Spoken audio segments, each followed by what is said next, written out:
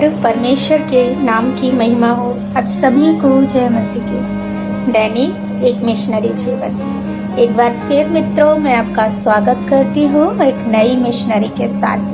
आज ही मिशनरी जीवन में हम बात करेंगे विवियन स्टेंसी के बारे में। जन्म 12/7/1928, मृत्यु सितंबर 2010, मूल स्थान रिसिप, इंग्लैंड। दर्शन मुस्लिम समाज। इसलिए जिसे बहुत दिया गया है उससे बहुत मांगा जाएगा, और जिसे बहुत सौंपा गया है उससे बहुत मांगेंगे।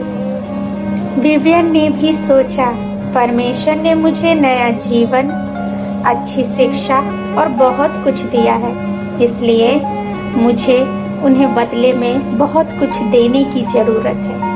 विवियन स्टेंसी का जन्म एक नामधारी ईसाई परिवार में हुआ था। लंदन के यूनिवर्सिटी कॉलेज में पढ़ते समय विवियन ने महसूस किया कि उनके पास ऐसी आंतरिक शांति की कमी है जो उनकी ईसाई मित्र बारबरा के पास थी। एक बार बारबरा विवियन को एक युवा सभा में ले गईं, जिसके बाद एक दिन विवियन ने घुटने टेक कर प्रार्थना की। उन्होंने यीशु मसीह का एक दर्शन देखा और अंततः उनका हृदय परिवर्तन हो गया। फिर वह एक और सभा में शामिल हुई, जिसमें एक मिशनरी ने बताया कि कैसे परमेश्वर ने उन्हें भारत में कोढ़ियों के बीच काम करने के लिए बुलाया था। सभा के अंत तक विवियन समझ गई कि परमेश्वर उन्हें विदेशों में सेवा करने के लिए बुला रहा है, और लूका 12:48 ने उन्हें उसकी पुष्टि की। मुसलमानों को प्रचार में कठिनाई को जानकर उन्होंने महसूस किया कि उनका बुलाहट मुसलमानों के बीच काम करना था। बाद में वह जेनाना बाइबल एंड मेडिकल मिशन, जिसे बाद में इंटर सर्व कहा गया, में शामिल हो गए। उन्होंने उन्हें पाकिस्तान भेजने का अनुरोध किया, जहां वे पाकिस्तानी ईसाई महिलाओं को मुसलमानों के बीच गवाह बनकर रहने के लिए प्रशिक्षित कर सके। 1955 में उन्हें पाकिस्तान के गुजरांवाला में यूनाइटेड बाइबल ट्रेनिंग सेंटर में तैनात किया गया था।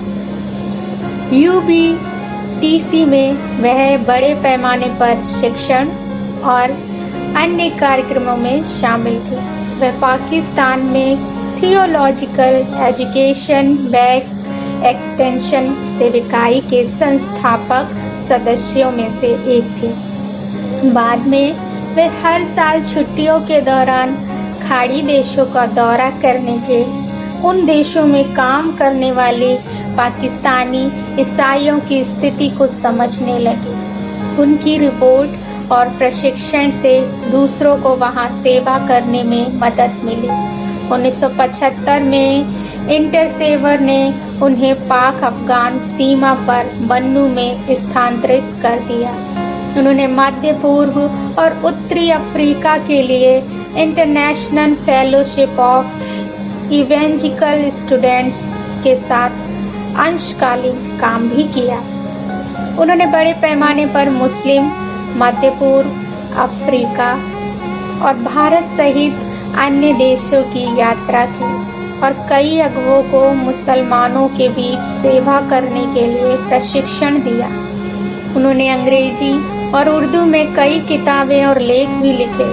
1993 में विवियन इंटरसर्व में सेवानिवृत्त हुए, लेकिन उन्होंने अपना लेखन और यात्रा सेविकाई जारी रखा।